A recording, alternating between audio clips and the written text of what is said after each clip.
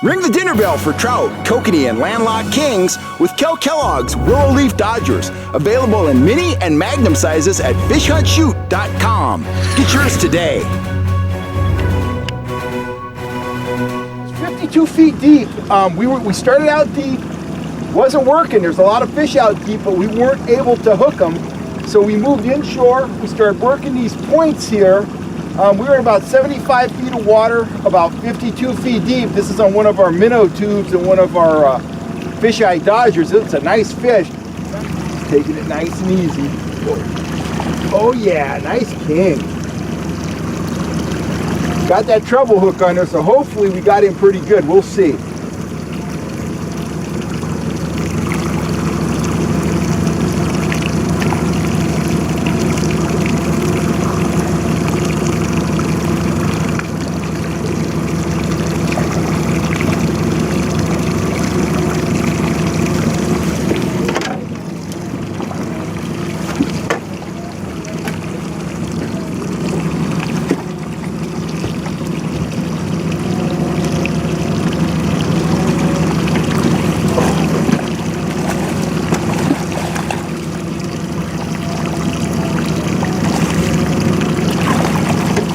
There we go. Woo! Nice fish. Oh yeah, fish on. Woo! I got one. He smashed that shad tube. That is awesome. Nice fish. Feels really heavy. We'll see. We're in pretty heavy wind here. He's staying down. He's fighting hard. He's trying to jump. Still 125 feet behind the boat. Okay, I'm trying to keep him down, keep him from jumping. Killed the motor. We were having a hard time in that wind. Here we go. Oh! Nice. Let me show you this fish. Ugh.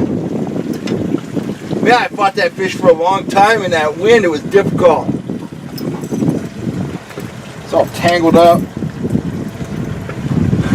Look at that beautiful trout. Man, that is awesome.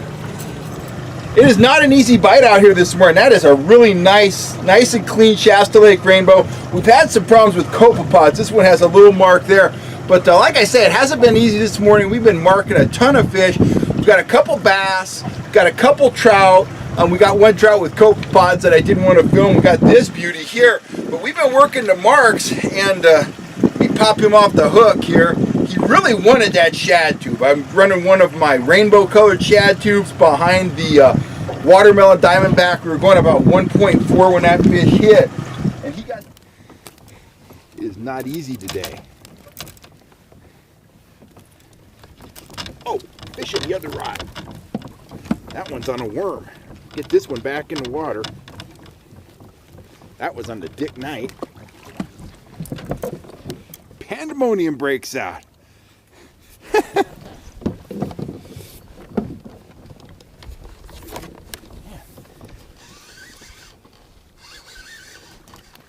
There we go. Go figure. I hadn't had a strike all morning, and that's practically a double hookup.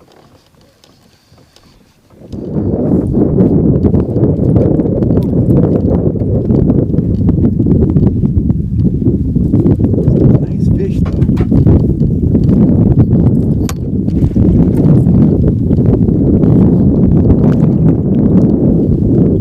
Awesome rainbow. Oh yeah, right there. Oh, that's a nice fish. That's a nice fish for French Meadows, that's for sure. Howdy folks, Kellogg here. We are going Canadian today. I am answering a viewer question from up in BC, Canada. A guy named Wayne. He asked me, when do you choose a large dodger versus when do you choose a small dodger? In the beginning of this video, you saw me catch fish on big dodgers and small dodgers. So here's my basic philosophy. And this isn't written in stone, but this is my general approach to dodgers. Let me show you some dodgers here. Let me show you a couple of my favorite big dodgers, quote unquote big dodgers. These are both 6-inch blades. Right here Everything's backwards in the camera, by the way. It's like looking into a mirror. Right here, we have a 6-inch fisheye dodger. And right here, we have a 6-inch watermelon pattern sling blade. So these are two of my very favorite dodgers. I use them in a few different colors, but almost always when you see me running a 6-inch blade, it's when I'm fishing an open water lake, a big reservoir, Lake Shasta. That's the biggest reservoir in California. Don Pedro, Folsom. And those big reservoirs here in California, the California guys know this, but maybe the guys up in BC don't. Our big reservoirs, they fish a lot like the ocean. They fish like an ocean salmon bite, whether you're targeting landlocked kings or trout. Got big open expanses of water, you have deep water, and you have open water predators feeding on schools of bait, typically in the form of either pond smelt or threadfin shad. Those fish earn a living by roving open water, either finding bait or finding other predators feeding on bait. They move in on that bait, and any bait that looks crippled or any bait that they can catch, man, they nail it, and that's what they do. So by running a big blade like this with a spoon, like one of these here, with a spoon, you are mimicking the vibrations and impulses put off by feeding fish, feeding kings, feeding rainbows. Other fish come in to see what's going on. They come in to see what all the excitement's about. And I don't think there's any of us that have been out fishing that haven't, if we've been fishing much, you reel in one fish and some other fish come along for the ride just to see what's going on. Well, that's what you're trying to do with a large dodger like that. You're trying to draw fish in to see what's going on. Then they see your lure, they grab it, they want to get in on the action, and you've got a fish fighting at the end of your line. That's how it's supposed to work. So I use these. First, I'm tangled up. I'm always tangled up.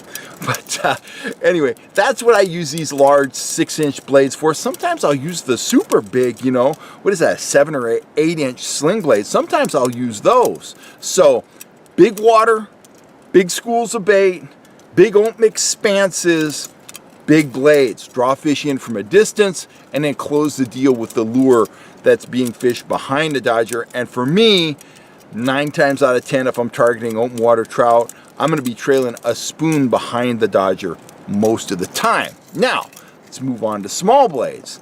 Now, I might use small blades in open water situations, but I'm much more likely to use small dodgers at smaller waters. Right here, I have a sidewinder dodger. That's about a 3.5 to 4-inch blade. And here I have one of my mini diamondback dodgers, and that's, the same size range. It's a little bit more compact. These dodgers have a ton of action, but they have a small profile. Now, typically up at a high Sierra lake, something like that, if I bust out one of my 6-inch blades, I'm risking scaring the fish. They're not used to big schools of bait. They're not used to moving in on schools of bait that are being assaulted by dozens of trout or king salmon. It's just a more subtle fishery. Typically, they might feed on some minnows, but typically they're feeding on bugs. It's just a lot more subtle. It's just a lot kind of a quieter fishery, if you will. It's more subdued, even though high mountain trout tend to be more aggressive than their foothill and valley, cousins down there, simply because the feeding season is smaller up in the high mountains. But basically, I'm using these blades for a subtler presentation, whether I'm fishing in the high mountains or down in the larger impoundments. If I'm fishing a blade like this down in a larger impoundment like Shasta or Folsom, it's because my big aggressive stuff has failed me. I've switched over to these, and I'm typically pulling some sort of soft plastic like a tube, a shad tube, a minnow tube, something like that behind a smaller blade. And if I'm using these up in the high Sierras, you can almost bet I'm going to be pulling a threaded worm behind it, a gulp worm behind it, or a plastic grub behind it. It's all about subtlety. It's all about what the fish expect to see. It's all about what can potentially draw the fish in, but also what can potentially put the fish off the bite and scare them. And most of the time here on the channel, I'm talking generally. I'm talking big picture. Nothing's written in stone when it comes to fish. There are so many variables, but that's kind of the short answer there, Wayne. Well, actually, that was a long answer. The short answer is this, Wayne. Big open water situations, big schools of bait, multiple fish feeding on the bait. I'm using big blades like these to draw fish in from a distance. They spot the lure, deal done, fish on. The smaller blades, I'm using these for subtler presentations, whether I'm fishing a tough bite down in a big impoundment or I'm fishing in the high Sierras, and I'm typically pairing these with things like grubs, threaded worms, threaded gulp, stuff like that. Hope that helps. I know you guys got a lot of great bug lakes up there in BC. I've never fished there, but I know going in, I would want some small blades, I would want some flashers, and I would want some worms in the boat. Could probably catch fish up there all day long on spoons, but my fallback position is the subtle stuff, the natural bait, the soft stuff, so that's what I'd be pulling. Anyway, hope that help you catch some more fish in the coming year, Wayne, and thank you very much for the question. I hope all is well up there in BC, and I hope to visit one of these days and sample a little saltwater action and some freshwater stuff. I'd love to fish for rainbows up there. I know you guys have some tremendous fisheries. Anyhow, I'm Kel Kellogg. I'm signing off. If you were looking for dodgers, whether you're looking for small dodgers or you're looking for some big 6-inch fish eyes just like that, go on over to the Fish Hunt Shoot Productions store on the Fish Hunt Shoot Productions website. You'll see my full line of gear there. Quality stuff at a fair price, stuff that you see me fishing, stuff that I believe in. So that's about all I got to say. I will catch you next time right here on YouTube. If you haven't subscribed, you know what to do. Please hit that subscribe button, support the channel, and hit that bell notification, and you'll know anytime I'm on here jabbering about fishing. I'm Cal Kellogg. You have a safe, productive day, and I will see you real soon.